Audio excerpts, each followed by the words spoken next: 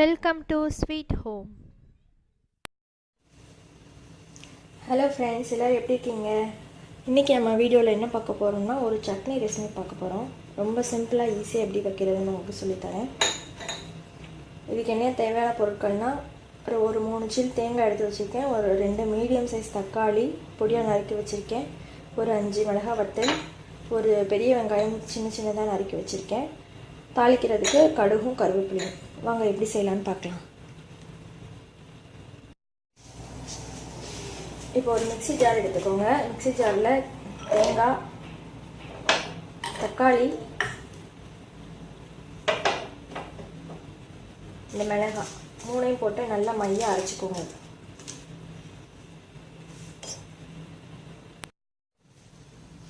இந்த மாதிரி நல்லா அரைச்சிக்கோங்க சட்னியை.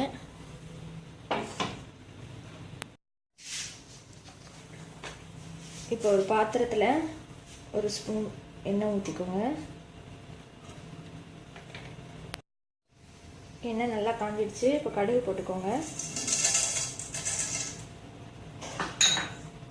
நல்லா வெடிக்க ஆரம்பிச்சிச்சு. இப்போ கருவேப்பிலை போட்டுக்கோங்க. வெட்டி வச்ச வெங்காயம், ஒரு வெங்காயத்தை போட்டுக்கோங்க.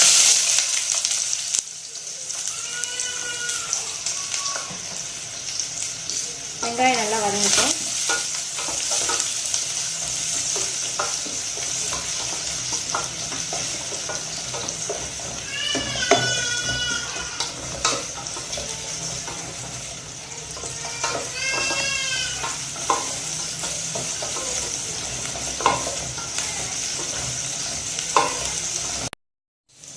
வெங்காயம் நல்லா வதங்கிடுச்சு.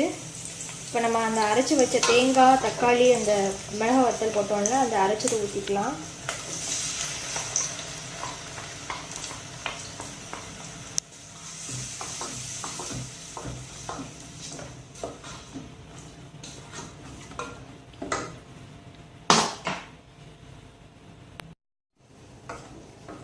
இந்த டிஷ்க்கு தேவையான அளவு உப்பு போட்டுக்கோங்க.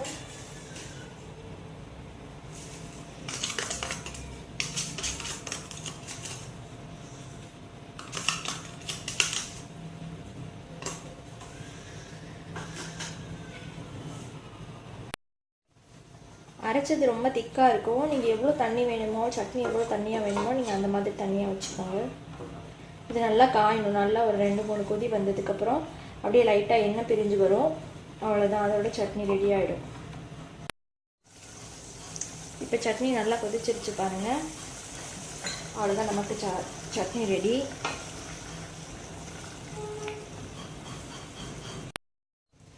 இன்றைக்கி நம்ம வீடியோவில் ஒரு சிம்பிளான சட்னி பார்த்தோம். இந்த சட்னி வந்து இட்லிக்கு தோசைக்கு ரொம்ப நல்லாயிருக்கும். சுட சுட இட்லி வச்சு இந்த சட்னி வச்சு சாப்பிட்டா ரொம்ப சூப்பராக இருக்கும். நீங்களும் ட்ரை பண்ணி பாருங்கள் இதை வீட்டில். தேங்க்யூ. இந்த வீடியோ உங்களுக்கு பிடிச்சிருந்ததுன்னா லைக் பண்ணுங்கள், ஷேர் பண்ணுங்கள், உங்கள் கருத்துக்களை கமெண்ட்ஸ் பண்ணுங்கள். இதே மாதிரி வீடியோஸ் தொடர்ந்து பார்க்கணுன்னா சேனலை சப்ஸ்கிரைப் பண்ணிக்கோங்க. தேங்க்யூ.